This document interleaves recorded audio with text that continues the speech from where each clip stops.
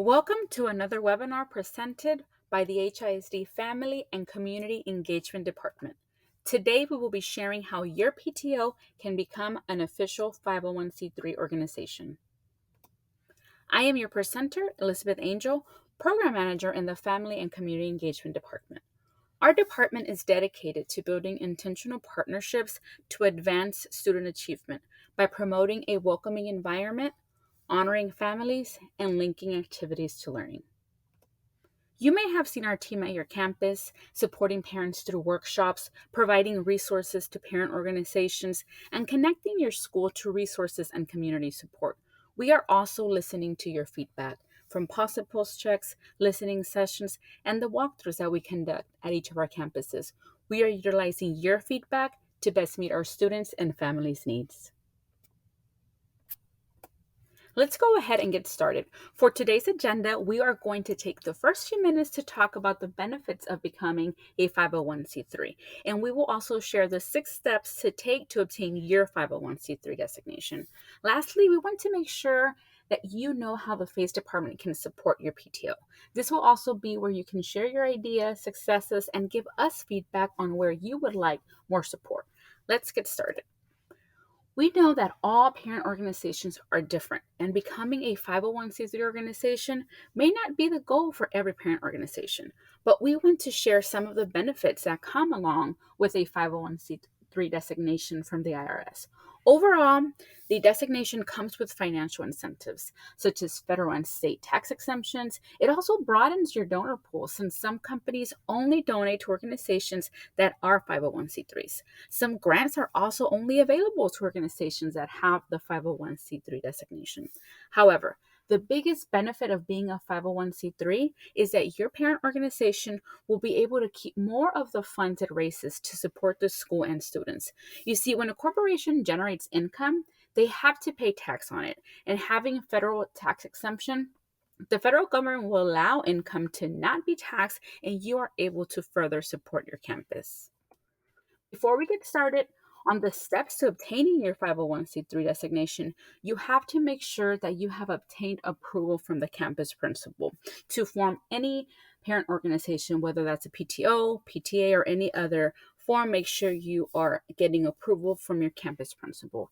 And just a quick disclaimer, the FACE department does not provide legal or accounting advice. We simply want to share best practices. The FACE department should not be a replacement for accountants or attorneys, and we advise that you seek professional assistance should you have a need. The first step is to draft your bylaws. Bylaws state your organization's rules. It is how your organization will be governed. Bylaws can be drafted by a group of parents or by the elected officers. So some campuses may have a group of parents who want to help start out a PTO, but maybe they do not want to hold an officer position. So this group of parents can be tasked with drafting the bylaws. And once the bylaws have been completed, please note that these bylaws have to be accepted or adopted by the elected officers. And once the elected officers have adopted the bylaws, make sure that the date of adoption is stated on the copy of the bylaws, because you will need to provide proof of your bylaws with the adoption date stated as well throughout the process of the 501c3 application. We have included a QR code on the screen that will take you to PTO Today's bylaws. You can also reach out to your FACE specialist, and they can provide a bylaws template that will help your group draft your bylaws. Step number 2 is to hold elections to elect your PTO's officers. Make sure that you follow the guidelines for elections listed in your bylaws. If not, we have included a QR code that will take you to Robert's Rules of Order for nominations and elections. Some things to keep in mind if your group is just starting out and if you're struggling to find parents who are interested in holding an officer position, you are able to have teachers or other staff from the campus take part of the board. However, it is best practice that HISD staff not hold a president or treasurer position, since they will have to handle the PTO's finances. And if you are having trouble finding officers, you can also create a nomination committee, and that nomination committee will be tasked with identifying potential officers, whether it's parents or other staff members who can fill in these roles. Step number 3 is to file the certificate of formation with the Texas Secretary of State. So this step has a cost of $25, but it will make you official in the state of Texas. Once approved, you will receive a certificate of filing from the Office of the Secretary of State. So be sure to store this notice, since you will also have to provide a copy of it when you submit your 1023-EZ form. Although incorporation is optional, it is recommended, since incorporation protects your officers from personal liability. Until today, calls it a corporate shield because it protects the officers. And if your PTO knows that it will eventually apply for a 501c3 designation, it's important that incorporation is done prior to filling out the 1023 form, because the process is more difficult and expensive to become incorporated when you have already received a 501c3 designation. So keep this in mind. And the QR code on the screen will take you to the Texas Secretary of State website, where you can fill out Form 202 for the certificate of formation. Step number 4 is to apply for an employer identification number, or EIN. The EIN makes your organization a legal entity. Consider it as your PTO's social security number. There is no cost to apply for an EIN, but you must file Form SS4 with the IRS. The QR code on the screen will take you directly to the IRS website, where you may file Form SS4. And one thing to keep in mind is that your school may already have an EIN, and sometimes they say, PTOs will say, well, we're going to use our school's EIN. Remember, you are forming a separate entity, so you have to have your own EIN. When you go open a bank account, they're going to ask for your EIN as well when you are completing the 1023 form. Step number 5 is to submit your application for the 501c3 designation with the IRS. The IRS has 2 different applications, which are Form 1023 and Form 1023-EZ. Most PTOs will file Form 1023-EZ, which is for PTOs grossing less than $50,000 a year.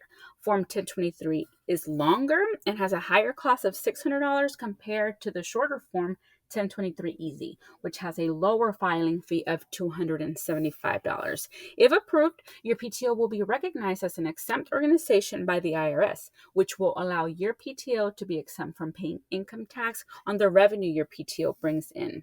And it will also make donations tax deductible for the donors. And if approved, the IRS will send you a letter stating that your organization has been determined to be exempt from federal income tax. This letter or notification is known as the 501c3 determination letter.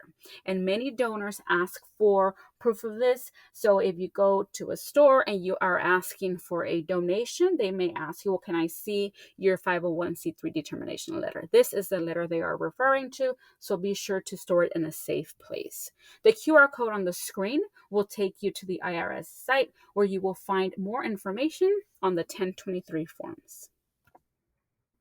Step 6 is an extra step you can take to take advantage of your 501c3 status. Now that your PTO has been recognized as an exempt organization by the IRS, your PTO may file Form AP 207 with the Texas Comptroller of Public Accounts.